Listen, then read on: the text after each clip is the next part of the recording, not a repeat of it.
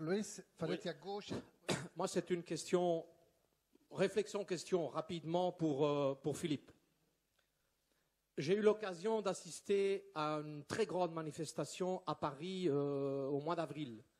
Il pleuvait à seaux et c'était bourré massacre.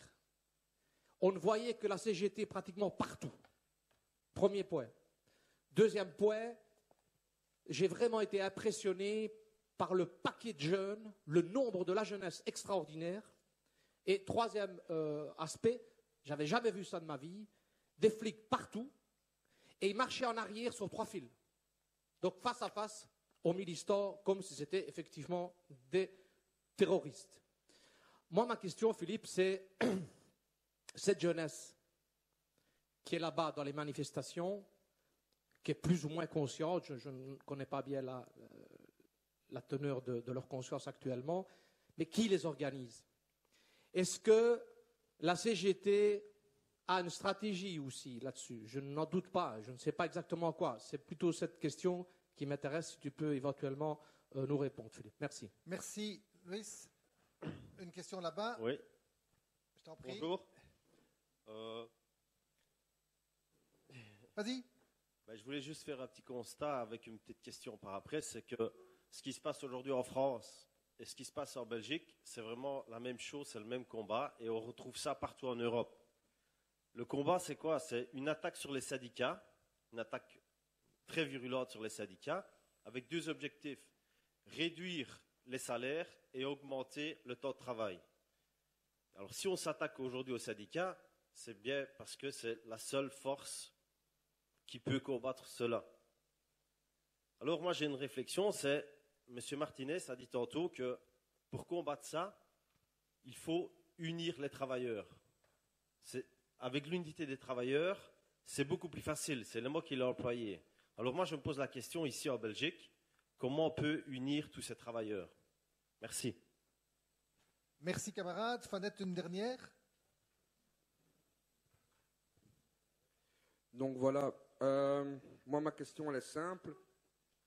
Donc ici j'ai les derniers chiffres qui sont parus hier. Il y a 40% des travailleurs belges qui n'arrivent pas à boucler la fin du mois, qui sont surendettés. Et parmi ces 40%, si je peux me permettre, il y a seulement 1/7 qui sont sous le seuil de pauvreté de 1 250 €. Ça veut dire qu'il y a au moins 34% des travailleurs belges qui gagnent plus de 1 250 € et qui sont endettés. Donc, ces 40%, je m'excuse d'utiliser ce mot, ça s'appelle de l'esclavage. Qu'en est-il au niveau de la France? Et qu'en est-il? Y a-t-il déjà une extrapolation par rapport aux lois Macron et Peters, par rapport à ces chiffres qui deviennent désastreux? Un massacre social est ici en Belgique et en France aussi. Vers quoi va-t-on? Y a-t-il déjà une extrapolation justement par rapport à ces critères et à ces chiffres dramatiques? Merci, camarade. Alors, on va d'abord répondre à cette première salve de questions, parce que sinon ça va en faire trop. Et Fanette continuera à circuler pour une deuxième salve de questions, sachant, Fanette, qu'il y a aussi des questions sur le devant. Je propose qu'on donne d'abord la parole à Philippe puis Gérard, et Marc donnera aussi son éclairage.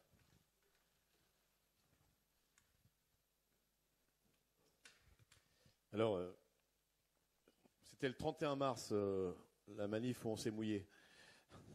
On s'est mouillé à toutes les manifs, mais celle-là particulièrement. Oui, il y a eu une forte présence de la jeunesse dans ces mobilisations. Jeunesse lycéenne, jeunesse étudiante et jeunesse salariée. Et d'ailleurs, le gouvernement n'a eu de cesse de dire aux jeunes, premièrement, au début, de leur dire « Mais pourquoi vous descendez à la rue? Vous n'êtes pas concernés par le Code du travail ?» La jeunesse a répondu « Si, on va y passer 40 ans au travail, donc on est concerné par le Code du travail. » Et ensuite, le gouvernement a dit « Mais ces jeunes, ils pensent qu'à sortir dans la rue pour faire les imbéciles. » Donc il y a eu un mépris de la jeunesse. Et ça, quand des dirigeants politiques méprisent ceux qui sont l'avenir du pays, c'est quelque chose de très grave, mais ça arrive quand même régulièrement. Et puis il y a eu une jeunesse salariée. C'est difficile. 85% des embauches en France sont sous forme précaire. 85% des embauches sont sous forme précaire, que ce soit des CDD, des contrats divers. Il y en a eu une multiplication ces dernières années. Hein. Les contrats changent de nom, mais les résultats sont les mêmes. C'est-à-dire que c'est une jeunesse qui ne peut pas construire son avenir. Quand on ne sait pas combien de temps on va travailler, quand on gagne moins du salaire minimum légal dans notre pays.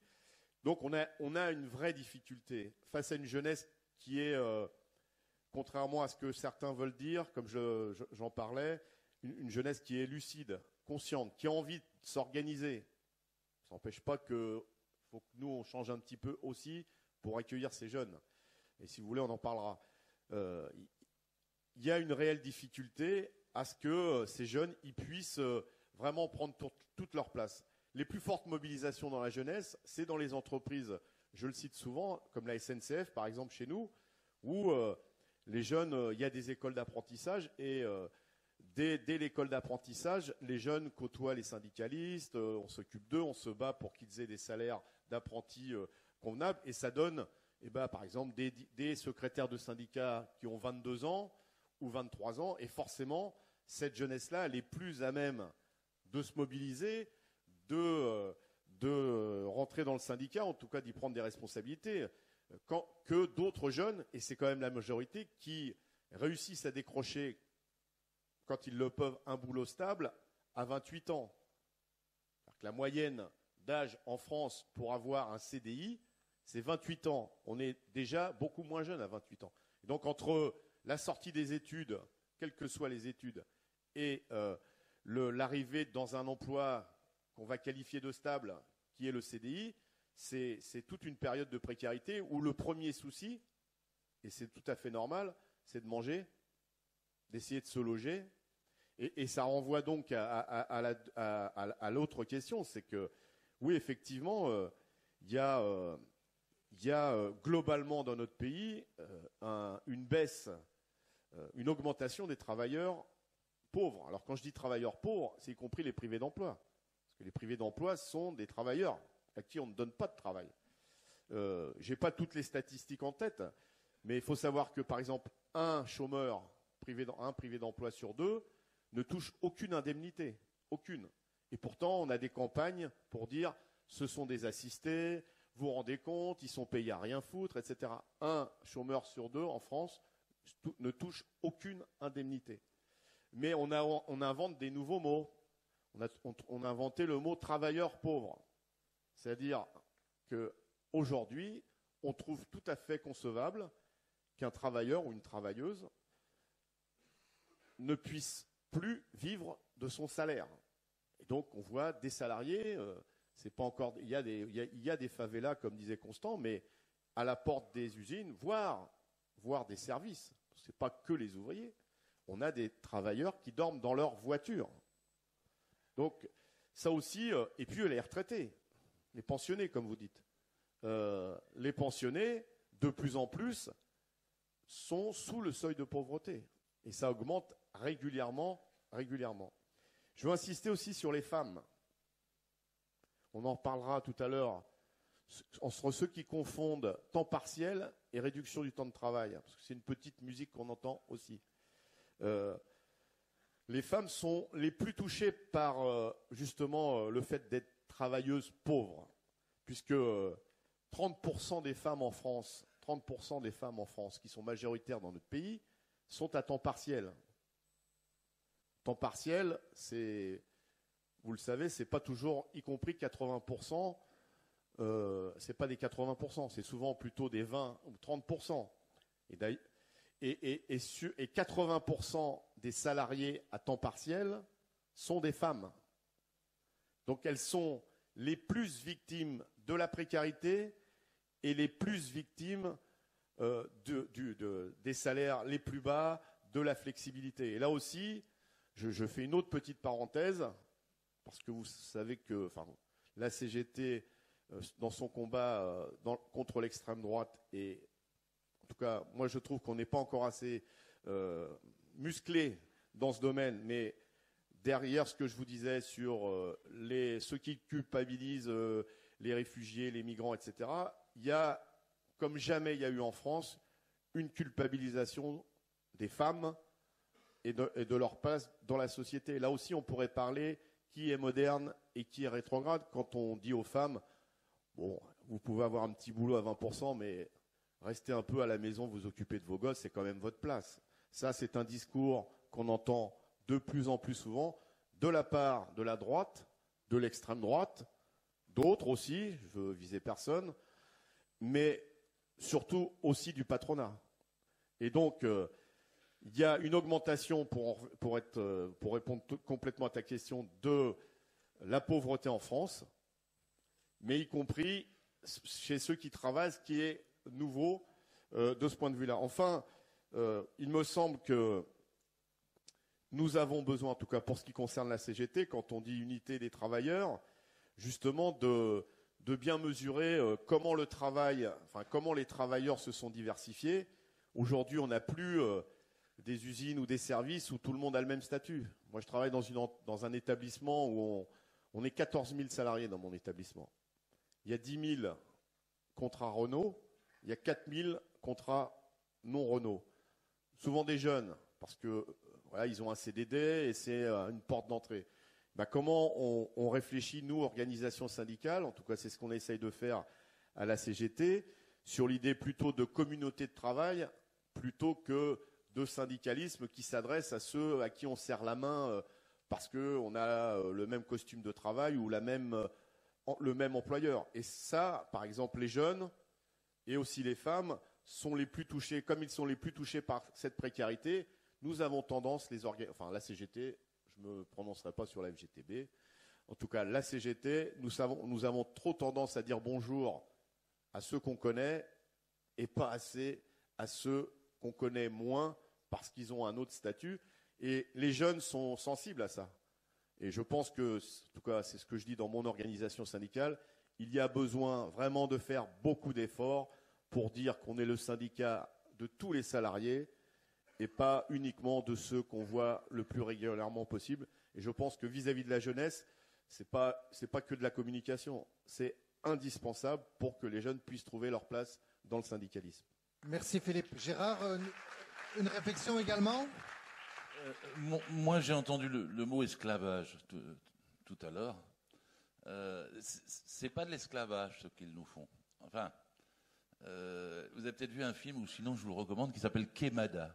C'est un film de Gilles Pontecorvo, il doit dater des débuts des années 70, je me souviens plus très bien, sur la révolte des esclaves à Haïti. Et les esclaves se soulèvent, c'est un film à très grand spectacle, tout à fait réussi. Et puis les propriétaires terriens les flinguent, se soulèvent, et puis il y a une assemblée un peu panique des propriétaires terriens, et l'acteur principal c'est Marlon Brando, qui joue l'agent anglais et qui leur dit mais libérez-les les esclaves, libérez-les, réfléchissez, ça vous coûte cher, vous êtes obligés de les avoir tout petits, vous les gardez même quand ils sont vieux, qu'ils peuvent plus travailler, vous êtes obligés de les loger, réfléchissez, faites-en plutôt des salariés, ça vous coûtera moins cher.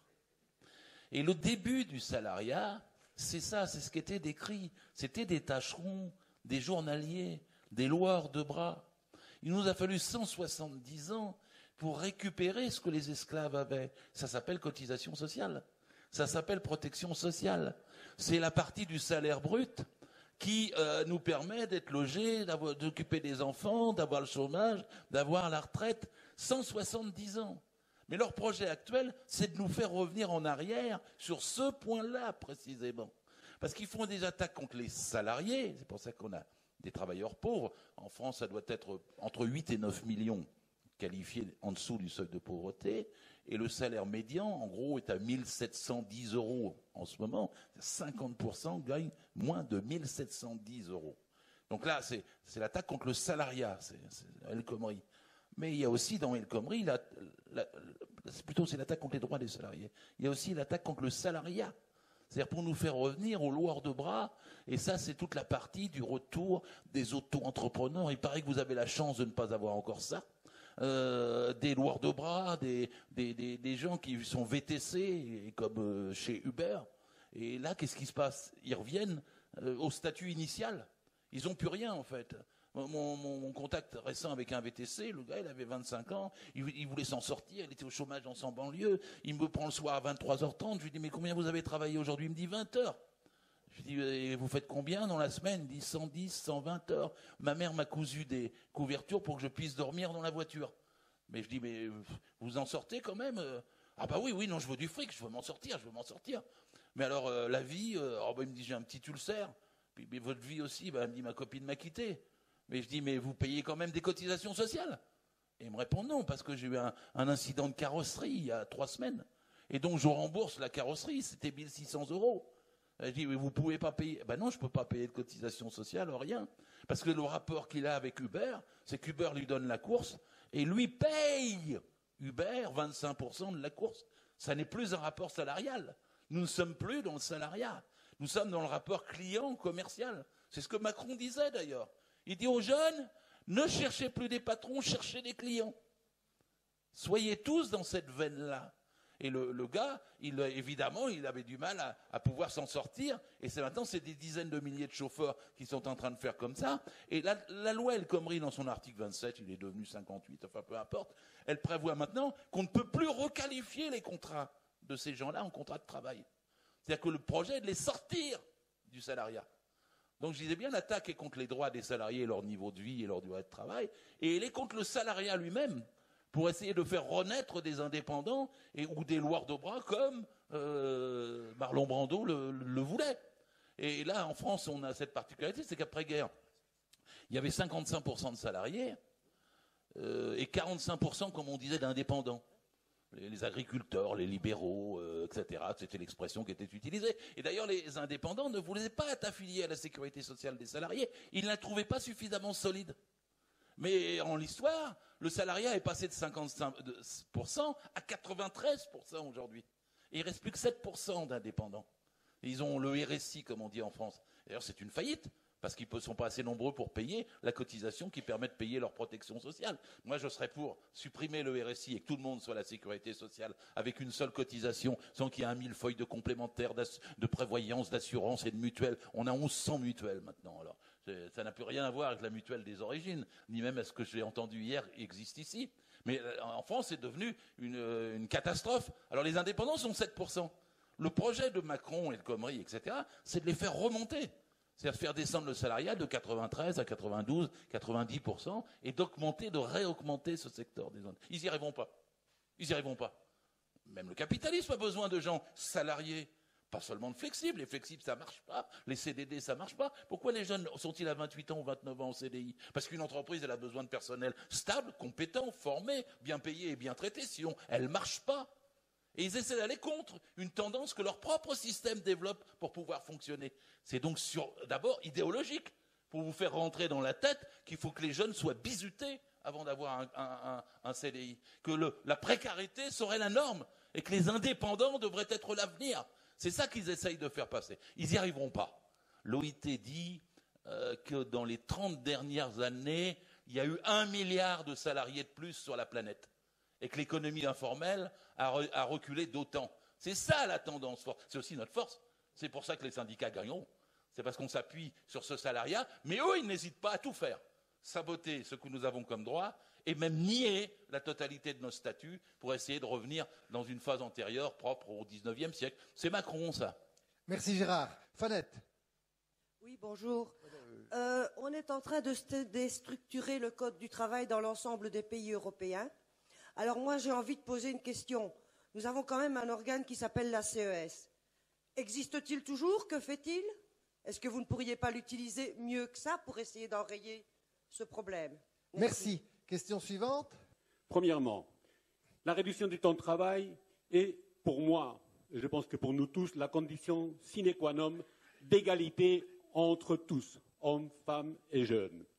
Deuxièmement, voir la réduction du temps de travail comme étant un des moyens aujourd'hui, en plus, pour mieux financer la sécurité sociale. Voir la réduction du temps de travail comme étant l'élément fédérateur des organisations syndicales en Europe, La question est la suivante. Nous souffrons tous du même mal. En Espagne, aujourd'hui, Rajoy va bientôt prendre son mandat. Et nous connaissons ce qui a été et ce qui est devenu en Espagne le Code du travail également.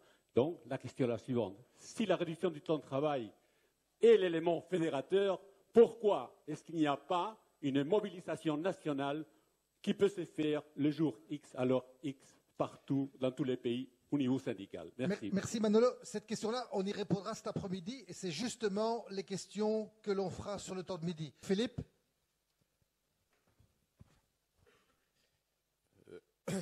D'abord, je voudrais démarrer pour dire que quand on est syndicaliste, on n'est pas pessimiste. Parce que sinon...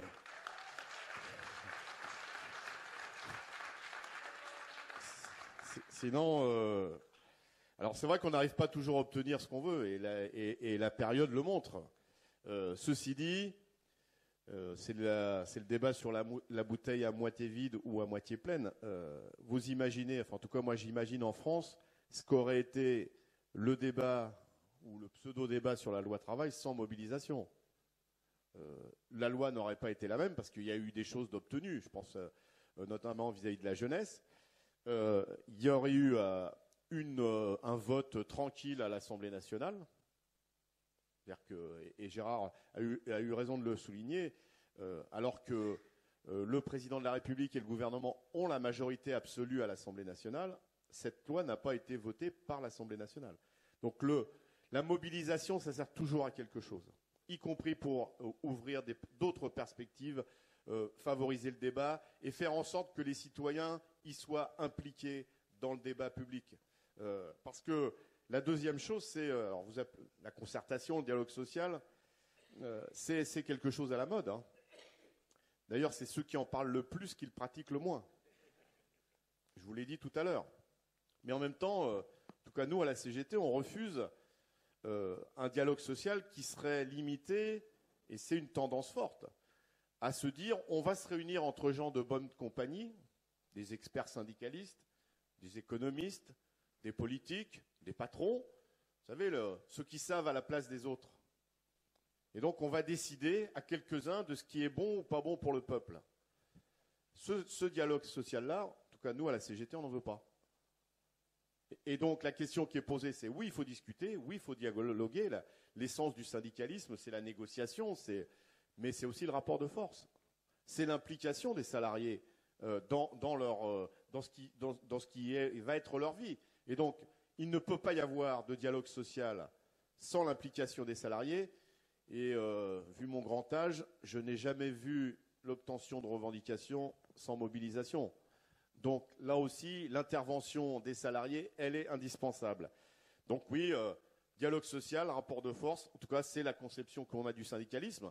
Tout le monde n'a pas cette conception-là dans les syndicats en France, et à l'échelle européenne, c'est encore plus diversifié, on va dire, mais c'est vers ça qu'on essaye, nous, d'avancer. Enfin, il y a eu, je ne sais pas parce que le mouvement citoyen en Bretagne, par exemple, il est divers. Hein. Les bonnets rouges, il paraît que c'est le mouvement citoyen, mais c'est la tendance extrémiste de droite du mouvement citoyen.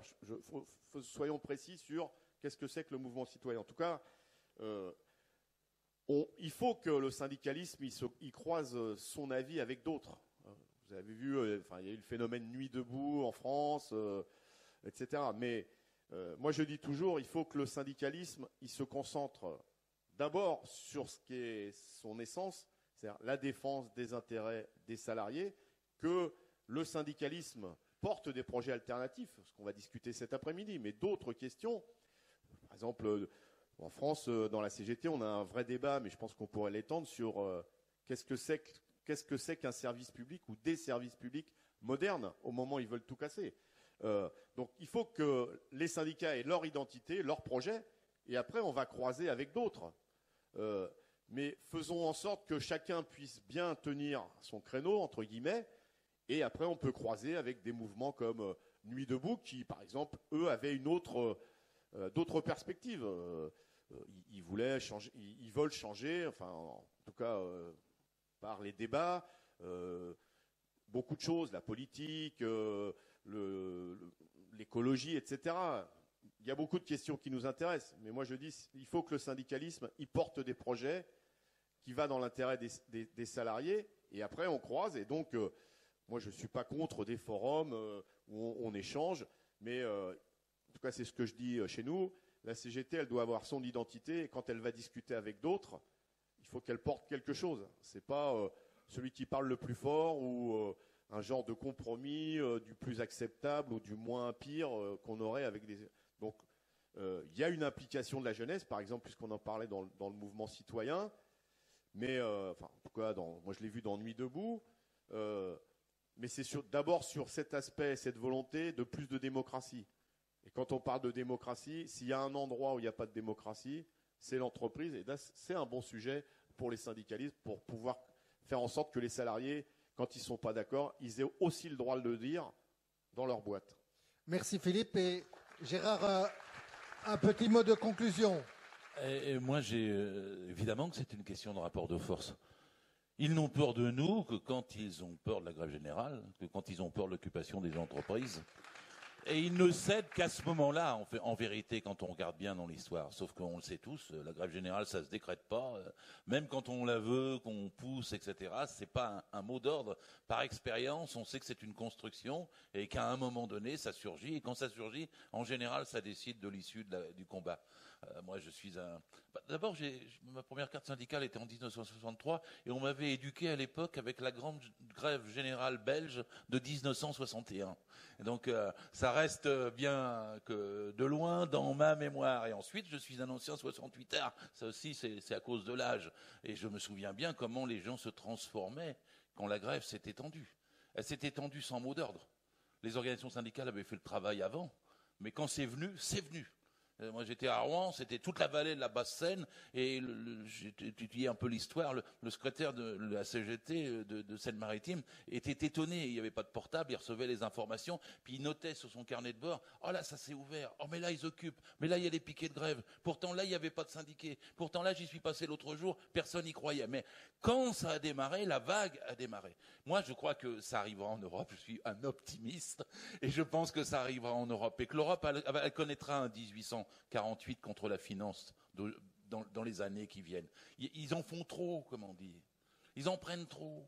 Ils cassent trop le service public. Ils bloquent trop les salaires. Ils veulent trop tirer sur la corde. Et nous sommes dans cette phase, nous, après la bataille là de 7 mois, 14 manifs contre la loi El Khomri, dans une situation où les gens, ils sentent bien qu'ils ne peuvent plus tout de suite, parce qu'il y a des échéances politiques. Ils cherchent le débouché politique. Ils cherchent l'unité sur le plan politique, parce que sans unité, rien de grand ne se fait ni ne se traduit. Mais ils sont en aspiration. Je ne crois pas être trop utopiste ni illusionniste quand je dis que la chose reste possible dans la situation française. Pas seulement le combat entreprise par entreprise, il va avoir lieu, mais à un moment donné, d'une explosion qui dira stop. Et ça se travaille, ça se construit. Il faut beaucoup de réunions comme celle-ci pour le faire. Il faut beaucoup d'efforts militants pour le faire. Mais quand je vois, moi, en ce moment, les postiers, là, je reviens du Havre et de Paris, qui font 30 jours de grève au Havre, 37 jours à Paris. Quand je vois dans des magasins de commerce qui, juste après, on n'avait pas de syndiqués, la Babou, porte de Bagnolet, où ils étaient 24, simplement parce que le patron était insolent. Et ils se sont mis en grève 6 jours pour leur dignité, comme ils disaient. Le mot d'ordre, c'était respect. Et c'est très explosif. Et c'est très très fort. Notre salariat, c'est quand même la classe sociale qui produit toutes les richesses et qui n'en soit pas la part qu'elle mérite. Notre salariat, c'est notre force, c'est notre pouvoir, c'est notre action, et c'est le rapport de force à construire. Merci Gérard, et cette conclusion me permet de vous libérer pour la pause de midi et de vous dire qu'à 13h, la réduction du temps de travail, ces modèles, ces alternatives, nous en parlerons ensemble et avec nos 3 orateurs qui seront aussi là pour la conclusion politique. Merci d'être présents, merci à tout le monde.